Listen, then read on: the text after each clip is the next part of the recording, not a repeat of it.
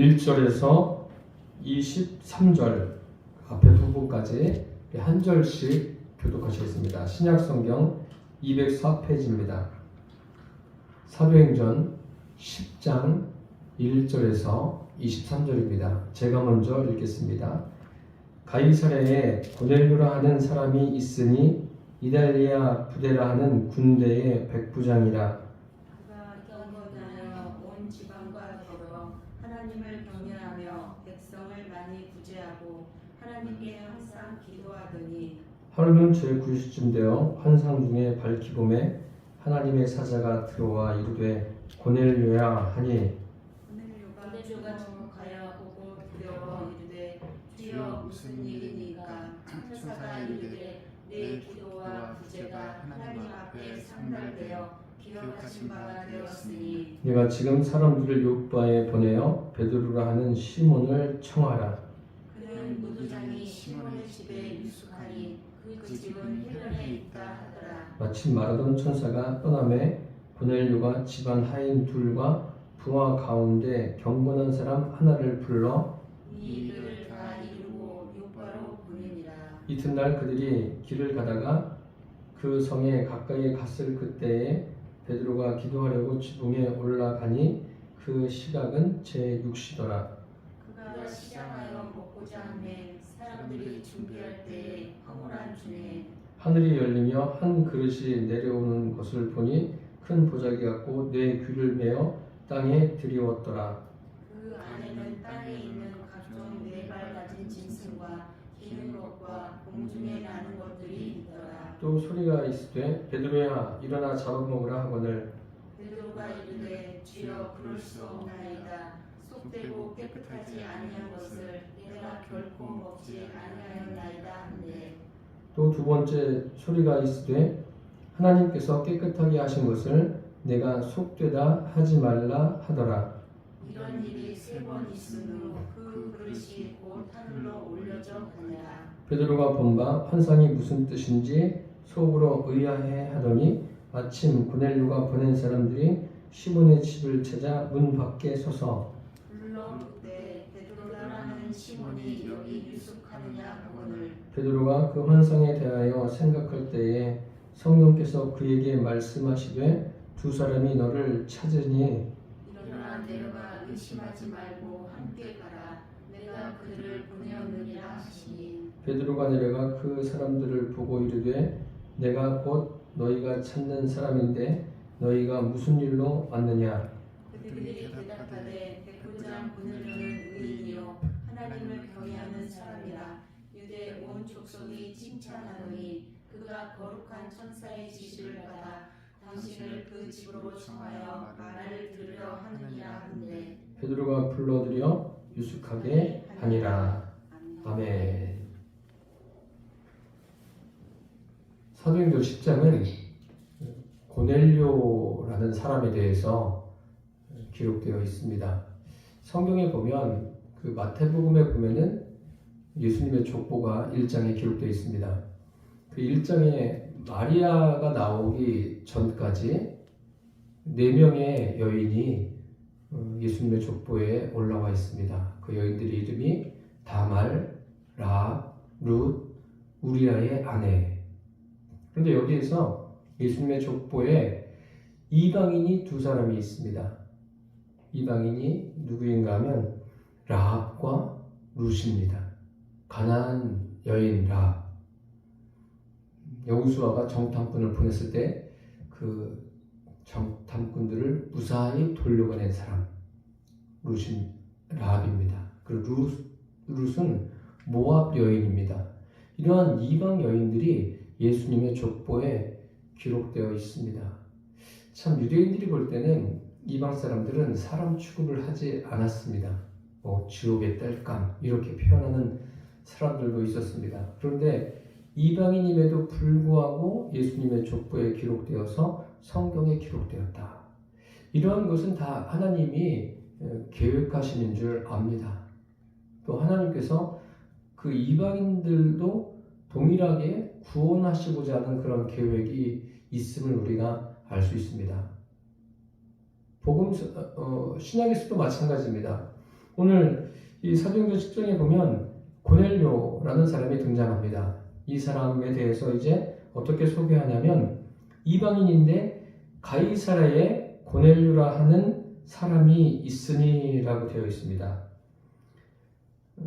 그리고 이달리아 부대라 하는 군대의 백부장이라. 그 당시에 그 세계를 지배했던 나라는 로마입니다. 그리고 로마에서도 어떤 세력이 그 세상을 지배했느냐 하면 군인입니다. 그러니까 군인으로서 그 장교에 위치해 있다는 것은 굉장한 그 특권을 가지고 있는 사람입니다. 그리고 이 고넬료는 자기가 가지고 있는 이 특권이 뭐 하루아침에 생긴 것이 아니라 그의 성실함도 그 안에 담겨져 있고 또 용맹함. 그러니까 다른 사람들이 굉장히 부러워하는 그런 위치에 있었던 사람입니다. 이 사람 이달리아 부대라는 군대의 백부장이라고 했습니다. 백부장이라고 하니까 그 자기 수하에 100명의 군인을 거느리고 있는 사람. 우리가 지금 100명의 군인을 거느리고 있는 사람 이렇게 하면은 뭐 100명 정도야 뭐 이렇게 생각할 수 있는데 그 당시에는 굉장히 대단한 위치에 있는 사람이라고 생각하시면 됩니다. 그리고 로마 사람입니다. 사도 바울도 로마 사람으로서 그 시민권을 가지고 복음 전하는데 유용하게 활용하지 않았습니까? 그런데 이 사람은 로마의 장교예요. 본토인 아닙니까? 그러니까 보통 사람이 아니죠.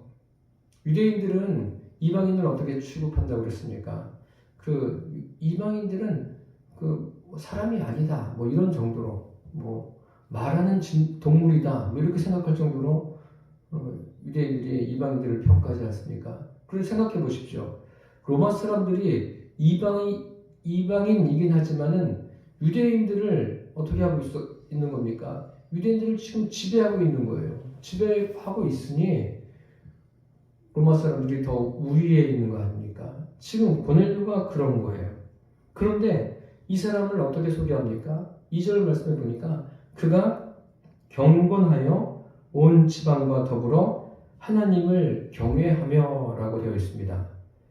경건한데 그 경건의 근원이 무엇입니까? 하나님을 경외하는 그러한 믿음을 가지고 있었다는 겁니다. 이 고넬료가 어떤 경로를 통해서 믿음을 가졌는지 우리는 정확하게 알 수는 없습니다. 성경을 통해서 알 수는 없는데 어쨌든 성경에 하나님을 경외하는 경건한 사람 그리고 자기 혼자만 하나님을 경외하는 것이 아니라 온 지방과 더불어 라고 했습니다. 사실 가족들을 주님께로 이끄는 것 이것이 힘든 것 중에 하나입니다. 쉬운 일이 아니죠. 물론 쉽게 가족이 구원받는 그런 경우도 간혹 있습니다. 간혹 있는데 대부분은 가족을 주님께로 인도하는 것은 쉬운 일이 아닙니다. 어쨌든 쉬운 일이 아님에도 불구하고 이 고넬료는 온 지방과 더불어서 하나님을 경외하는 그러한 믿음을 가지고 있었습니다. 그것뿐만이 아닙니다. 백성을 많이 구제하고 하나님께 항상 기도하더니 라고 되어 있습니다. 백성을 많이 구제했는데 이 구제하는 것이 고넬료로 하여금 구제하게 하는 그 원동력이 된 것이 무엇입니까? 하나님을 경외하는 믿음입니다. 지금도 우리가 살아가는 이 현실 속에서 많은 사람들이 구제를 해요. 예수님을 믿는 사람이나 믿지 않는 사람이나 구제를 합니다. 이것은 필요합니다. 누가 하더라도 참 귀한 일이에요. 귀한 일인데 이제 이 고넬료의 구제는 어떤 구제냐면 하나님을 경외하는 믿음이 근본이 되어서 그 믿음으로 구제를 하고 있는 거예요. 믿음이 동기가 돼서 다른 사람들에게 베풀고 필요한 것을 공급해주고 그 일을 아주 열심히 합니다. 그리고 하나님께 항상 기도하더니 라고 되어 있는데 하나님께 기도했다는 것은 다른 것이 아니라 하나님과의 그 교제를 의미하는 거예요. 하나님과 교제라는 것은 인격적인 교제를 이루었다는 거예요. 참 대단하지 않습니까? 어떤 부분에선 이해하기가 어려운데 하나님이 이 이방인을 부르셔서 그와 지금 교제하고 있는 거예요. 그런데 이 사람이 항상 하나님께 기도하는 중에 하루는 어떤 일이 있었냐면 제 9시쯤 돼요. 기도 시간이겠죠. 제 9시라는 것은 현재 시간으로 하면 오후 3시가 됩니다. 기도하는 중에 그 9시 되어서 환상 중에 밝히 보았다라고 했어요. 밝히 보았다는 것은 확실하게 보았다는 거예요. 뭐 흐릿하게 희미하게 본 게 아니라 기억에 또렷하게 남을 정도로 보았습니다. 무엇을 보았냐면 하나님의 사자가 들어와서 고넬료야 하고 고넬료를 부릅니다. 하나님의 사자가 자기를 부를 때 참 놀랍지 않습니까? 실제로 놀래요. 고넬료가 주목하여 보고 두려워 이르되 라고 되어 있습니다. 두려움이 생기죠. 그러면서 고넬료가 반응하죠. 주여, 무슨 일이니까? 무슨 일이십니까? 라고, 주여, 무슨 일이십니까? 라고 반응을 합니다. 주님이라고 부르면서 반응해요. 이렇게 반응하는 것을 보면은 고넬료가 그 믿음이 그 영적으로 그래도 그 성숙한 대로 가고 있는 사람 아닌가 그런 생각이 듭니다. 그때 천사가 나타나서 말을 하지 않습니까? 내 기도와 구제가 하나님 앞에 상달되어 기억한 바가 되었다. 내 기도와 구제. 즉 하나님께서 그 고넬료가 항상 하나님께 기도하는 것, 하나님과 교제하는 것, 그 기도가 하나님께 상달되어지고 하나님께 기억된 바 되었다. 저와 여러분이 하나님과 교제하는 그것이 다 하나님께 상달되어지고 하나님께 기억되어진 것이 되기를 바랍니다. 우리가 주님 앞에 어떤 기도를 하든지 간에 그것이 하나님 앞에 드려지는, 올려지는 그러한 기도가 되기를 바랍니다. 그리고 그 구제도 하나님께 기억된 바가 되었다. 이렇게 하나님께서 기억하시는 구제라는 게 무엇입니까? 제가 방금 전에도 말씀드린 것처럼 하나님께서 기억하시는 구제라는 것은 다른 것이 아니라 하나님을 경외하는 믿음이 동기가 되어서 한 것을 의미합니다. 그러면서 그에게 말씀하십니다. 이어서 말씀하시는데 내가 지금 사람을 욥바로 보내라는 거예요. 욥바로 보내면 거기에 베드로라 하는 시몬을 청하라. 그는 무두장이 그 가죽 제품을 다루고 염색하는 그런 직업을 가진 사람. 무두장이 시몬의 집에서 그가 유숙하고 있다. 머물고 있다. 그러니까 그곳에 머물고 있는 베드로를 청하라. 이렇게 말씀하십니다. 사실 로마의 고급 장교 아닙니까? 이 장교가 누구를 청해서 그에게 말을 들으려면 그래도 현실적으로 보면 자기보다 좀 무엇인가 더 많이 배웠다든지 또 많은 학문을 가지고 있다든지 특별한 지식을 가지고 있다든지 그런 사람들을 초청해야 맞지 않습니까? 그런데 베드로는 그런 사람이 아니지 않습니까? 그런데 이 말씀을 어쨌든 하나님의 사자가 천사가 지금 고넬료에게 전해줍니다. 그럼 고넬료가 이제 반응을 해야 할 차례입니다. 어떻게 반응합니까? 7절 이하에 그 반응하는 내용이 나와 있습니다. 마침 말하던 천사가 떠났다. 떠난 거예요. 이제 고넬료가 어떻게 합니까? 고넬료가 그 집안 하인 둘을 부릅니다. 그리고 부하 중에 한 사람을 부르는데 그 사람이 어떤 사람이에요? 굉장히 경건한 사람이에요.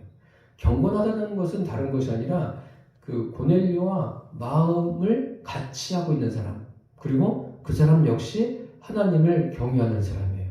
그 하인 둘과 그 자기가 부른 부하 세 사람을 보냅니다. 보내는데 이 세 사람이 지금 베드로에게 갑니다. 이제 오후 3시 이후에 출발을 하는 거예요. 이 가이사랴에서 요바까지는 한 50km 정도 떨어져 있습니다. 50km를 걸어가려면 뭐 하루길이면 가겠지만 지금 오후 3시 이후에 일어난 사건 아닙니까? 그러니까 가다가 밤이 돼서 어느 한 집에 머물렀다가 그 다음날 정도에 들어가는 그러한 여정이었을 것입니다. 실제로 보니까 그렇게 시간이 걸렸습니다. 여기에서 보면 이 고넬료가 그 환상을 보고 아주 정확하게 본 거예요. 그것을 보고 어떤 주님께 반문하는 게 없어요. 주님이 말씀하신 그대로 수용하고 그대로 행동합니다. 주님을 향한 하나님 말씀에 대한 우리의 믿음이 이렇게 되기를 바랍니다. 이 모습을 보면 마치 어린 아이와 같이 순전한 모습이 고넬료에게 있음을 우리가 알 수 있습니다. 주님이 원하시는 그 믿음이라는 것은 다른 것이 아니라 어린아이처럼 순전한 믿음으로 주의 말씀을 받아들이고 그 말씀을 순종하는 거예요. 그런 믿음이 저에게도 여러분에게도 있게 되기를 바랍니다. 고넬료는 그런 믿음으로 그대로 순종했어요. 그럼 이제 요바에 사람을 보냈는데 그곳에 있는 베드로는 어떤 것을 겪고 있습니까? 한번 살펴보겠습니다. 9절 이하에 보니까 이튿날 그들이 길을 가다가 그 성에 가까이 갔을 때에 라고 했습니다. 이제 이튿날이에요. 그렇죠. 오후 3시 이후에 출발했으니까 시간이 좀 걸려서 다음날 그곳에 도착한 거예요. 베드로가 있는 곳에 거의 가까이 갑니다. 가까이 가는 그때 베드로는 어떤 경험을 합니까? 베드로가 오늘 보니까 기도하려고 지붕에 올라가니 그 시각은 제6시더라. 6시는 정오입니다. 오늘날의 시간으로 환산하면 정오예요. 그 당시 유대인들은 식사를 하루에 2번씩 했다고 합니다. 오전 10시와 오후 6시. 지금도 뭐 2번 정도 해도 괜찮겠죠? 세 끼를 다 먹는 거 참 먹는 즐거움도 있지만 점점 사람들이 먹는 것을 줄여가는 사람들도 많이 있지 않습니까? 건강을 위해서. 어쨌든 유대인들은 오전 10시, 오후 6시에 식사를 했는데 베드로가 그 정오에 10시 넘어서 정오에 기도하러 올라갑니다. 지붕에 올라갔는데 그 10절에 보니까 그가 시장하여 먹고자 하매 사람들이 준비할 때에 라고 되어 있습니다. 그러니까 아마 아침을 먹지 않은 것 같습니다. 어떤 이유에서인지 모르겠지만 지금 아침도 거르는 것 같고 그리고 금식을 하려고 한 건지 아니면 자동적으로 그렇게 된 건지는 모르겠습니다. 어쨌든 지금 시작한 거예요. 그래서 성경학자들 가운데는 지금 베드로가 금식하고 있는 거다 이렇게 표현하는 분들도 있습니다. 어떻게 됐든지 간에 지금 배가 고픈 거예요. 배가 고프니까 배가 고프고 황홀한 중에 이 황홀한 중에는 전에 개역 한글성에 보면 비몽사몽간에라고 되어 있습니다. 비몽사몽간이라는 것은 뭐 정확하게 뚜렷하게 어떤 상황을 직시할 수 있는 그런 상황은 아니죠. 어쨌든 배고픈 상황이에요. 시장한 상황이에요. 그때 환상을 봅니다. 하늘이 열려요. 하늘이 열렸다는 것은 그 하늘을 여신 분이 누구예요? 하나님이십니다. 하나님이 하늘을 열어주셨어요. 열어주셨는데 이제 하늘에서 그릇이 내려오고 그 그릇이 보자기에 쌓여서 내려옵니다. 그 안에 보니까 무엇이 있어요? 짐승들이 있어요. 걸어다니는 짐승들, 기어다니는 짐승들, 공중에 날아다니는 그 짐승들이 그 안에 있는 것을 베드로가 봅니다. 그리고 난 다음에 그것을 봤어요. 봤는데 소리가 들려옵니다. 그 소리가 이렇게 들려오죠. 베드로야, 일어나 잡아먹으라. 그때 베드로가 이렇게 말합니다. 주여, 그럴 수 없나이다. 속되고 깨끗하지 아니한 것을 내가 먹지 아니하였나이다. 지금 그 보자기 안에 있는 여러 가지 짐승들, 그것은 뭐 율법에 위반되는, 그러니까 이스라엘 사람들, 유대인들이 먹지 않은 음식, 즉 이방인들이 먹는 음식이 아마 담겨져 있을 겁니다. 그러니까 이런 것은 제가 먹지 않았습니다. 뭐 율법을 지켰다는 그런 의미도 있겠지만 어쨌든 베드로는 속되고 깨끗하지 않은 것을 먹지 않았다. 그렇게 하나님 앞에 자기 의견을 이야기하고 있는 거예요. 자기 의견을 이야기하는데 여기서 보면은 베드로의 무엇을 알 수 있냐면 베드로가 지금 자기 기준이 딱 있는 거예요. 자기 기준으로 지금 말하고 있는 거예요.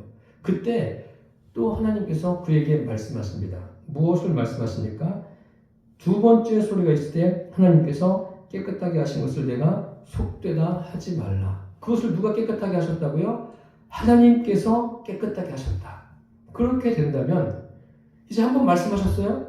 그러면 어떻게 반응해야 맞습니까? 아, 주님 제가 잘못 생각했습니다. 제 기준이 틀렸습니다. 제 기준을 내려놓고 주님 말씀하신 것을 따르겠습니다. 이렇게 해야 맞는 것 아닙니까? 왜요? 베드로가 지금 사도행전에서 우리가 살펴보고 있지 않습니까? 사도행전 2장에 성령이 그들에게 임했어요. 베드로 위에 임하고 베드로 안에 내주하십니다. 내주하시고 베드로가 사도행전 3장에 가서는 성전 미문에 앉아있는 나면서부터 안진병이 된 자를 나사렛 예수 그리스도의 이름으로 일으킵니다. 일으켜서 예루살렘에 소동이 일어나요. 소동이 일어나서 산헤드린 공회에 불려가서 그 앞에서 판결을 받지 않습니까? 이 이름으로 도무지 가르치지도 말라, 말하지도 말라. 베드로가 뭐라고 말합니까? 하나님 앞에서 너희 말 듣는 것이 옳은가? 하나님 말씀 듣는 것이 옳은가? 판단하라. 우리는 보고 들은 것을 전하지 않을 수 없다. 그러면서 더 담대하게 전합니다. 그리고 사도행전 5장에 가서는 5장과 6장에 교회 여러 가지 문제가 있을 때 그 문제를 또 지혜롭게 해결해 나가지 않습니까? 그리고 이 10장 바로 전에 9장에서는 루다에서 중풍병으로 누워 있은 지 8년 된 애니야를 일으킵니다. 그리고 또 루다에서 욥바로 가서는 다비다, 도르가 죽어서 시체를 깨끗하게 씻어서 놓은 그 사람에게 다비다야 일어나라. 죽은 사람을 일으켰어요. 참 놀랍지 않습니까? 이런 사람의 베드로가 보통 사람이 아닙니다. 성령의 능력을 경험하고 거듭난 사람이에요. 성령으로. 성령님이 내주하는 사람입니다. 내주하는 사람인데 지금 여기에서 이 모습을 보세요. 하나님이 3번 연거푸서 말씀하셨어요. 베드로는 똑같이 하나님 앞에 3번 똑같이 대답합니다. 자기 기준을 가지고 이야기하는 거예요. 자기 기준이 버려지지 않은 거예요. 우리는 이런 부분들을 생각해 봐야 돼요. 하나님께서 기준을 정해 주시는 거예요. 내가 깨끗하게 했는데 내가 속되다고 하지 말아라. 내가 깨끗하게 했다. 3번 같은 말씀을 말씀하시는데 베드로가 그것을 수용하지 않아요. 수용하지 않고 자기 기준을 이야기하고 있는 거예요. 신앙생활은 내 기준대로 가는 게 아닙니다. 항상 하나님의 기준이 내 안에 있어야 돼요. 그 기준이 무엇입니까? 하나님의 말씀이에요. 하나님이 말씀하지 않으셨습니까? 하나님께서 깨끗하게 하신 것을 내가 속되다 하지 말라. 그럼 그렇게 하면 돼요. 그런데 베드로가 그렇게 하지 않습니다. 17절에 보세요. 베드로가 본 바 환상이 무슨 뜻인지 속으로 의아해했어요. 이게 무슨 뜻인지 알지 못하는 거예요. 이런 베드로가 아니지 않습니까? 지금까지 우리가 살펴본 베드로는 정말 성령의 능력으로 무장해서 다양한 일을 한 사람인데 지금 이 일을 보고 의아해한 거예요. 근데 그렇게 의아해할 때 어떤 일이 있었냐면 고넬료가 보낸 사람들이 그 시몬의 집 문 앞에 와 있습니다. 그리고 이제 문을 두들겼겠죠. 그때 베드로라 하는 시몬이 여기 유숙하느냐라고 그들이 묻습니다. 베드로가 그 환상에 대해서 생각할 때 성령께서 그에게 이제 말씀해 주셔요. 성령께서 말씀해 주셨다는 건 무엇입니까? 다른 것이 아니라 베드로가 지금 이 상태가 어떤 상태냐면 영적으로 그 둔해진 상태예요. 영적인 감각이 무뎌진 상태예요. 그런 상태에서 성령님께서 그에게 말씀하십니다. 2 사람이 너를 찾으니 일어나 내려가 의심하지 말고 함께 가라. 성령님께서 가라고 말씀해 주십니다. 베드로의 마음속에는 지금 이게 도대체 무슨 일인가 믿어지지 않는 거예요. 이게 해석이 안 되는 거예요. 도대체 왜 이런 환상을 보여줬고 지금 내가 겪는 이 일이 도대체 무엇인가? 그리고 말씀하시지 않습니까? 함께 가라. 내가 그들을 보내었느니라. 성령님께서 분명하게 그에게 알게 해주십니다. 그리고 베드로가 성령님의 말씀을 듣고서 어떻게 말합니까? 베드로가 내려가 그 사람을 보고 이르되 내가 곧 너희가 찾는 사람인데 너희가 무슨 일로 왔느냐. 베드로도 모르는 거예요. 이제 이 하나님께서 보여준 환상이 이방인 그 고넬료를 위해서 이방인에게도 구원을 베풀 것이다. 이런 것에 대해서 하나님께서 알게 하시는 것인데 그것을 베드로는 알아차리지를 못하고 있는 거예요. 참 안타깝습니다. 그때 그들이 말하지 않습니까? 백부장 고넬료는 의인이요 하나님을 경외하는 사람이라 유대 온 족속이 칭찬하더니 그가 거룩한 천사의 지시를 받아 당신을 그 집으로 청하여 말을 들으려 하느니라. 지금 베드로를 청한다는 거예요. 누가요? 고넬료가. 로마의 백부장 고넬료가 베드로를 청한다. 고넬료가 그 환상을 본 것을 베드로에게 그대로 전해줍니다. 참 이 말을 듣고 베드로가 그들을 들어오라고 하고 또 하루를 유숙합니다. 하루를 머물죠. 우리 여기 고넬료와 베드로를 잠시 비교해서 한번 생각해 보십시오. 고넬료는 이방인이에요. 이방인인데 하나님과 친밀하게 교제하고 하나님의 말씀을 듣고 하나님이 원하시는 대로 반응을 하고, 그런데 이 예수님의 수제자인 베드로는 지금 하나님께서 보여주시는 것을 보고도 무엇인지 알지 못합니다. 또 성령께서 말씀하셨는데도 그것에 대해서 확고한 믿음에 서 있지를 못합니다. 지금 베드로가 왜 이렇게 됐을까요? 이게 지금 9장까지 잘 달려왔습니다. 잘 달려왔는데 베드로가 지금 좀 슬럼프라고 할 수 있을까요? 뭐 그럴 수도 있습니다. 우리가 신앙생활을 하는데 굴곡이 누구에게나 있습니다. 베드로에게 지금 이게 굴곡이라고 보셔도 좋습니다. 아, 베드로도 지금 이러한 성령님이 내주하심에도 불구하고 지금 어려움을 겪고 있구나 라고 보시면 돼요. 저와 여러분도 마찬가지예요. 성령님이 우리 안에 내주하신다고 해서 우리가 항상 성령으로 충만하고 늘 깨어 있습니까? 깨어 있는 것 같지만 때로는 우리가 영적으로 침체가 될 수도 있고 또 무뎌질 수가 있어요. 그래서 항상 무딘 철 연장을 잘 갈아야 되듯이 저와 여러분도 무뎌진 마음들을, 심령을 잘 가꾸어야 됩니다. 무엇으로요? 하나님의 말씀으로 가꾸어야 됩니다. 그래서 끊임없이 말씀이 내 안에 임하게 하시기를 바랍니다. 지금 베드로가 이렇게 된 것은 다른 것이 아닙니다. 우리가 살펴보면 베드로가 지금 열심히 달려왔어요. 달려오면서 죽은 사람까지 살렸습니다. 그러니 베드로의 마음속에 무엇이 있겠습니까? 거기에 집중하는, 거기에 매일 수도 있는 거예요. 야, 내가 이런 일을 했구나. 그게 베드로가 한 겁니까? 성령님께서 베드로를 통해서 역사하신 거예요.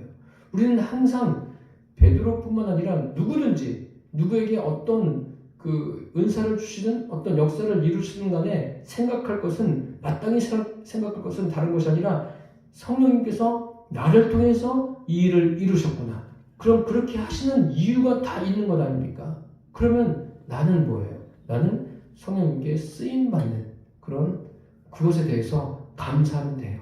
거기에 너무 집착하고 몰두할 필요가 없습니다. 베드로가 거기에 몰두해 있는 거예요. 그리고 또 한 가지는 베드로가 자기는 환상을 보자기가 내려올 때 그것을 보면서 뭐라고 말합니까? 속되고 깨끗하지 아니한 것을 내가 결코 먹지 아니했습니다. 이방인에 대한 거기에 완전히 고착이 되는 거예요. 그래서 그 이상은 보이지 않는 거예요. 하나님이 이건 이거야. 내가 깨끗하게 했어. 그렇게 해도 하나님이 말씀하셔도 그게 벗겨지지 않는 거예요. 고정관념이 될 수도 있죠.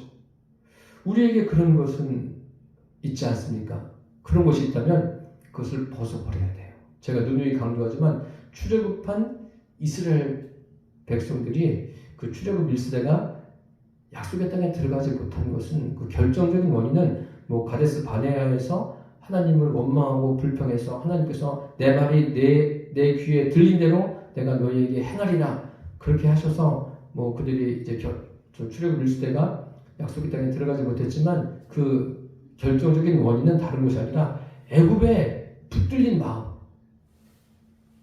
그 애굽에 대한 그 고정관념, 그것을 벗어버리지 못한 거예요. 우리에게 그런 것이 있다면 벗어버려야 돼요. 성령님이 내주하셔도 그런 것이 있을 수가 있어요. 그래서 그런 것이 발견될 때는 우리가 과감하게 벗어버릴 수 있게 되기를 바랍니다. 베드로가 지금 그 두 가지에 매여 있는 거예요. 자기가 지금 성령의 능력으로 행한 그 일에 거기에 도취되어 있습니다. 그리고 또 자기가 살아온 그 관습에 매여 있습니다. 이런 것들이 영적인 것이 임할 때 방해물이 된다는 거예요. 그러니까 하나님이 말씀하셔도 보여주셔도 알아차리지를 못하는 거예요. 우리가 영적인 것을 깨달을 때, 주님과 더 친밀해질 때 방해가 되는 것이 있다면 그것을 벗어버리게 되기를 바랍니다. 그것이 좋은 일이든 또 나를 어렵게 하는 일이든 둘 다 마찬가지입니다. 좋은 일로 인해서 너무 거기에 집착해가지고 내가 그만 영적으로 둔해질 수 있어요. 또 어려운 일에 봉착하게 되면 거기에 자꾸 그것을 생각하고 그럼 낙심이 되고 그러면 더 신령한 것을 받아들이기가 어려울 수도 있어요. 이러한 뭐 좋은 일이 됐든 좋지 않은 일이 됐든 그런 것에 절대 저와 여러분 매이지 않게 되기를 바랍니다. 그래야 하나님이 하시는 일을 볼 수가 있고 하나님의 말씀을 제대로 깨달을 수가 있어요. 그러려면 우리의 심령이 어떻게 되어야 됩니까? 어린아이와 같이 돼야 돼요. 고넬료가 지금 어린아이와 같지 않습니까? 말씀하시는 대로 보여주는 대로 그대로 다 수용합니다. 군인이에요. 군인인들 이렇게 어린아이와 같은 마음이에요. 주님이 원하시는 마음이 바로 이런 마음입니다. 저와 여러분이 이런 마음을 가지고 우리에게 주어진 삶을 살아가시기를 바랍니다. 내가 사는 것이 아니라 내 안에 계신 성령님이 나에게 주어진 삶, 내가 겪는 여러 가지 일들을 감당할 수 있도록 능력을 부어주십니다. 어린아이와 같이 그분의 말씀을 받아들이고 어린아이와 같이 그분이 행하시는 것에 대한 기대감을 가지고 살아가십시오. 그래서 저와 여러분의 믿음이 시간이 갈수록 성숙하게 되기를 예수님의 이름으로 축복합니다. 기도하겠습니다.